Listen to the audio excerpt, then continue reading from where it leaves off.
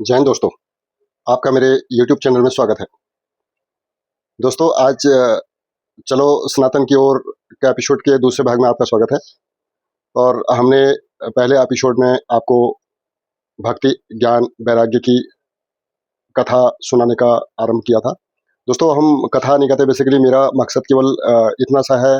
कथा के बजाय मैं ये कहूँ कि जो कथा मैंने पढ़ा या जो मैंने बुक पढ़ा, उससे जो केवल सार है वो मैं अपने युवाओं तक पहुँचाना चाहता हूँ।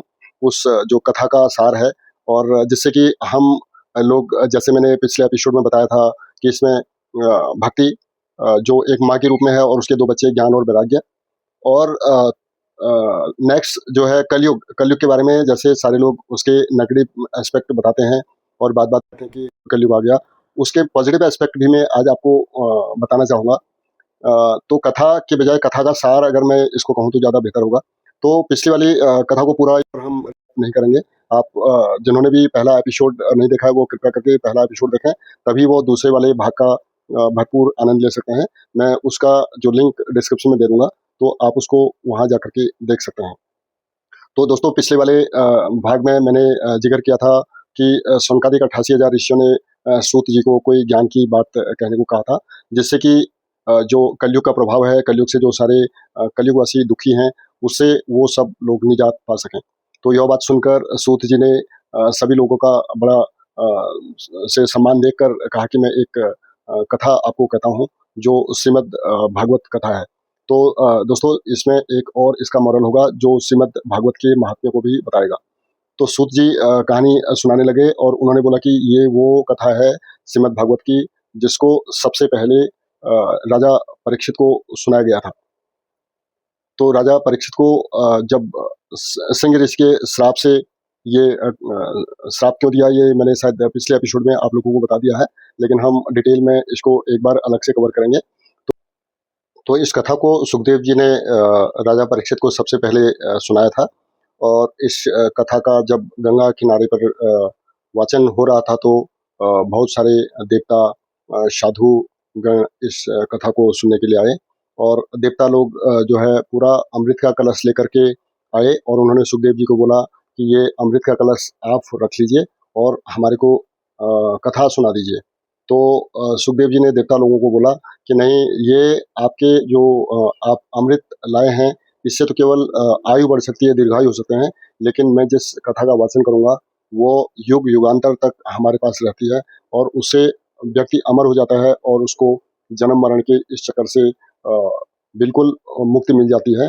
इसलिए ये जो परीक्षित हैं, ये आपका अमृत न पी करके कथा रूपी अमृत को ही पीना चाहेंगे, जिससे उनको मोक्ष मिलेगा।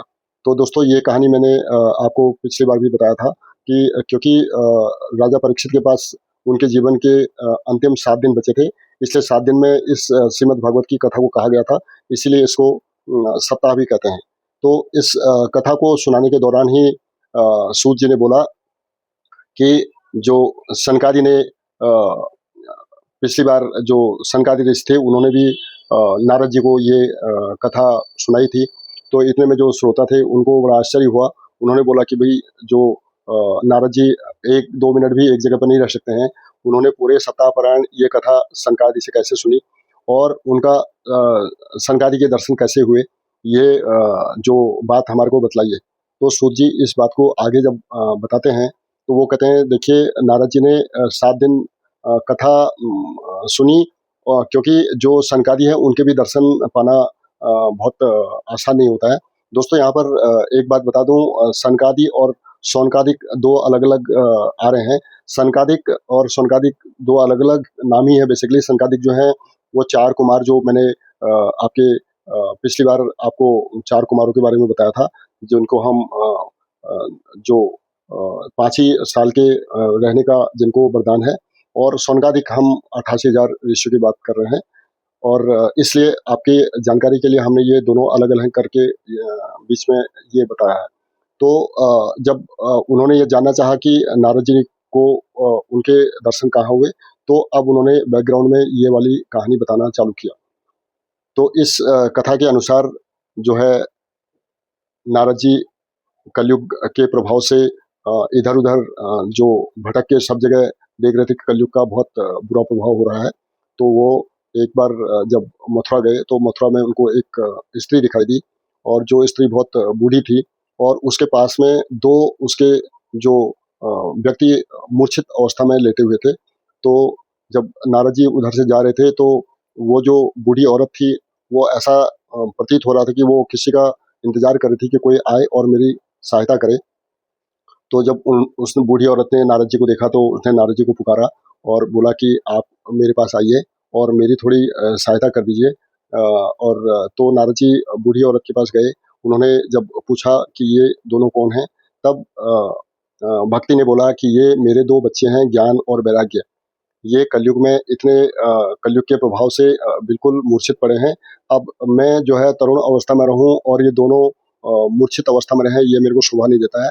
इसलिए मैं आपसे विनम्र निवेदन करती हूँ या विनम्र प्रार्थना करती हूँ कि आप इनको जो है ठीक कर दीजिए या इनको मूर्छा से वापस ला दीजिए। तो नारद जी ने भक्ति को काफ़ी दिलासा दिलाई और भक्ति से बोला कि अभी जो है आपका बहुत ज़्यादा प्रभाव है। आपको आप जो है हमारे बैकुंठनाथ को बहुत प्रिय हैं। जिस प्रकार से बैकुंठनाथ ने द्रौपदी का जब चीरहरण हो रहा था, उस समय द्रौपदी की एक पुकार पे उनकी सहायता की थी, और जब अ हाथी का पैर पकड़ लिया था ग्राह ने, तो उस समय ग्राह ने बैकुंठनाथ को पुकारा था, तो वहाँ साक्षात आकर के उन्होंने हाथी के प्राण बचाए थे। इसलिए तू भरोसा रख, तेरे पर भी बैकुंठनाथ की ज़रूर कृपा होगी, और तू बैकुंठनाथ की याद कर, उनके भक्ति करो, तो आपका वो ज़रूर उद्धार करें। ऐसा कह कर के नारद जी ने अपना काफ़ी कोशिश किया, लेकिन जो दोनों मूर्छित व्यक्ति थे, उनके मूर्छा पर कोई भी प्रभाव नहीं पड़ा। फिर उन्होंने नारद जी ने अपने वेद और गीता के कुछ पाठ करके उनको जगाने की कोशिश की, लेकिन वो दोनों ज्ञान और वैराग्य थोड़ी-सी मूर्छा से बाहर आकर के दोबारा वापस मूर्छित हो जाते थे। इतनी देर में एक भविष्यवाणी हुई कि जिसमें नारद जी को बताया गया कि आप जो कोशिश कर रहे हैं, उससे बिल्कुल भी ये जो ज्ञान और वैराग्य हैं, इनकी मूर्छा नहीं टूटेगी। इनको आप सत्संग में ले जाइए, और सत्संग के लिए साधुओं की ज़रूरत पड़ेगी, तो आप साधु को ढूँढ कर के लाइए। तो दोस्तों, यहाँ से जो नारद जी जो है भटकते-भटकते पूरे जो है ब्रह्मांड में, क्योंकि पूरा आपको बताएँ कलयुग का इतना ज़्यादा गहरा उसमें प्रभाव था कि कोई साधु लोग वहाँ पर नहीं थे।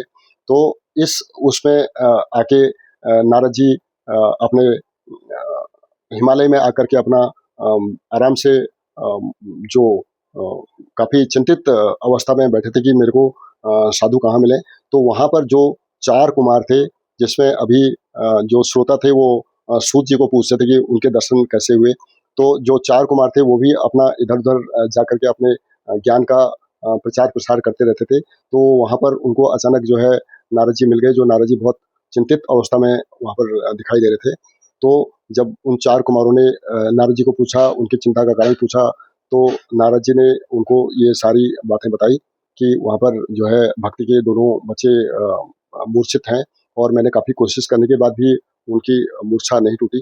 तो तब जा कर के उन्होंने नारद जी को श्रीमद् भागवत की कथा सुनाई, और उनसे बोला कि ये जो कथा है, ये साक्षात जब जो है बैकुंठ को जा रहे थे कृष्ण भगवान, उस समय उनसे पूछा कि आप तो बैकुंठ को जा रहे हैं, लेकिन ये जो कलयुगवासी हैं, ये इनका क्या होगा? तो वहाँ पर कृष्ण भगवान ने बोला कि ये जब मैं तो बैकुंठ को जा रहा हूँ, लेकिन धरती पर जो ये श्रीमद् भागवत रूपी जो कथा है, इसका जो भी श्रवण करेगा या जो भी इसका वाचन करेगा या और लोगों तक पहुँचाएगा, उसका साक्षात जैसे मेरा दर्शन होता है, उससे जो आदमी पार पाता है, इससे भी उसी प्रकार से वो पार पा सकता है। तो दोस्तों, ये जो भागवत की हम बात बता रहे हैं, जो भागवत का महात्म्य, वो इतना महात्म्य है कि अगर इसका एक श्लोक पढ़ लिया जाए, या लोगों को इसको सुना दिया जाए, या आप इसको सुन लें, तो हर अवस्था में इसका जो प्रभाव है, वो काफ़ी अभूतपूर्व होता है। इसलिए मेरा सारे युवा साथियों से जो मैंने बोला था कि हमारे को अपने बुढ़ापे का इंतज़ार या किसी और चीज़ का इंतज़ार ना करके अपने नित्य प्रति अपने रूटीन के हिसाब से, अपने समय की उपलब्धता के हिसाब से इसको ज़रूर ग्रहण करना चाहिए। और दूसरा जो मैं अभी इस कथा में बताना चाह रहा था कलयुग के बारे में, तो जब भक्ति के ये दोनों बच्चे मूर्छित अवस्था में थे, तो भक्ति ने उस समय कहा कि जब कलयुग का इतना ही प्रभाव है, बुरा प्रभाव है, तो राजा परीक्षित ने उनको उसी समय क्यों अपने राज्य में प्रवेश करने दिया, या उसको उसी समय उसके प्राण क्यों नहीं हर लिए? ऐसा सवाल नारद जी को भक्ति ने पूछा।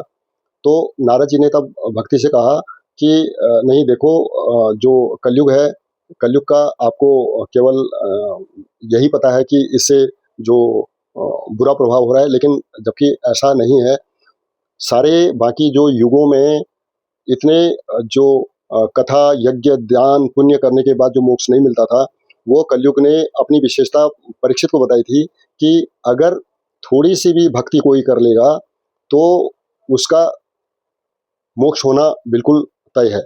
ये कलयुग में कलयुग की विशेषता है, और इसीलिए कलयुग ने सारे जो पृथ्वीवासी हैं, उनकी मति ऐसा कर दिया कि वो अब थोड़ा-सा भी भक्ति करने के लिए तैयार नहीं होते हैं। जबकि दोस्तों, आपको ये बात बिल्कुल सही है कि जब हम पिछले युगों की कहानियाँ सुनते हैं या बातें सुनते हैं, तो हमारे को ये बताया जाता है कि सतयुग में इतने दिनों की कथा की थी, या फलाने राजा ने इतने का दान किया था, या इतना पुण्य किया था, या इतनी घोर तपस्या की थी, आदि-आदि। लेकिन क्या आपने ख़्याल किया, आज के युग में हम सब जो हैं क्या 1 मिनट भी अपना क्या भगवान का स्मरण करते हैं? या करते भी हैं, अगर हम सच्चे दिल से अगर पूछें, हम कितना देर अपने को भगवान से कनेक्ट कर पाते हैं? तो ये कलयुग का ही प्रभाव है, लेकिन कलयुग ने अपनी विशेषता भी बता बता दी थी कि जो चंद मिनट, समय में भी अगर भक्ति कर ले, आरती कर ले, तो उसका भी बेड़ा पार होना तय है। तो दोस्तों, मैं आपको अपने जो लास्ट एपिसोड में बता रहा था कि ये कलयुग के एक आप वरदान समझिए, कलयुग के एक बिल्कुल बहुत ही ज़्यादा पॉजिटिव गुण समझिए, जो मैं पिछली एपिसोड में आपको काफ़ी जोर दे करके कह रहा था कि जो कार्य युगों तक, मुद्दतों तक करने से नहीं होता था, अगर वो कार्य थोड़े समय में करने से ही अ, सिद्ध हो सकता है, तो कितनी बड़ी बात है। ये केवल हम लोगों के जानने के लिए, हम लोगों के पहचानने के लिए की देर भर है, और अगर ये हम लोगों को एक बार पता हो जाए, तो हम लोग इसका भरपूर फ़ायदा उठा करके अपने मोक्ष को पा सकते हैं। तो मेरा जो ये पूरा स्टोरी कहने का तो सूत जी ने ये पूरा स्टोरी उनको पूरी कथा सुनाई, और जो बैकग्राउंड में हमने बताया था, सनत कुमार ने पहले नारद जी को कथा सुनाई, फिर उनको ले जा कर के वो हरिद्वार में गंगा किनारे गए, और वहाँ पर भी कथा का वाचन किया गया। बहुत सारे ऋषि मुनि और सब आए, जिसमें भक्ति, ज्ञान और वैराग्य भी आए। पूरे कथा का वाचन हुआ, और पूरी कथा सुनी, तो जो ज्ञान और वैराग्य की मूर्छा थी, वो भी खत्म हो गई। वो भी अपने अच्छे खासे हृष्ट-पुष्ट अवस्था में आ गए। तो दोस्तों, ये पूरे कहानी का यही था सार, जो मैंने बोला था कि मैं आपको भक्ति, ज्ञान और वैराग्य की जो स्टोरी बता रहा हूँ, उसमें सबसे पहले मैंने भक्ति की विशेषता बताई कि भक्ति करने से क्या होगा। दूसरा, मैंने कलयुग के पॉजिटिव लक्षण बताए, क्योंकि मैं पूरी कथा करके आपका समय नहीं लेना चाहता हूँ, क्योंकि कथा तो आप बहुत सारे पंडालों में, जैसे मैंने पिछले उसमें भी कहा था, अपने हर एक चैनल पे कथा उपलब्ध होती है, और जो कि मैक्सिमम उसको बोलते हैं, जैसे मैंने बताया, सप्ताह 7 दिन में करने का बात होता है। लेकिन जो एक उसका मैं उसको एक्सट्रैक्ट करके आप लोगों को बताना चाहता हूँ कि उसमें जैसे हम दूध में से घी निकाल लेते हैं, और उस घी का टेस्ट डिफरेंट होता है। उसी तरह से मैं इस पूरी कथा में से जो मैंने जो घी निकालने का काम किया या मक्खन निकालने का काम किया, वो मैंने आपको यही बताने का कोशिश किया कि जो भक्ति है, भक्ति की विशेषता कलयुग में यही है कि अगर उसको चंद मिनट भी कर लिया जाए, चंद मिनट भी अगर भागवत को पढ़ लिया जाए, तो हमारा उद्धार निश्चित है।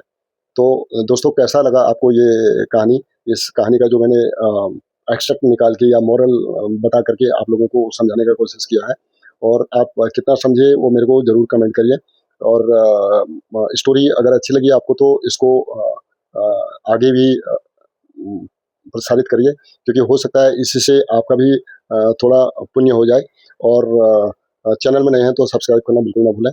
मैं इसी प्रकार की और एक अच्छी भागवत से या सुख सागर से या पुराण से कोई और स्टोरी लेकर के और उससे क्या हमारे पॉजिटिव इफेक्ट्स हैं उसका वर्णन करने के लिए नए एपिसोड में फिर आप लोगों के समक्ष हाजिर होऊंगा। तब तक के लिए आपका दिन शुभ हो, अपना ख्याल रखिए। नमस्कार, जय हिंद।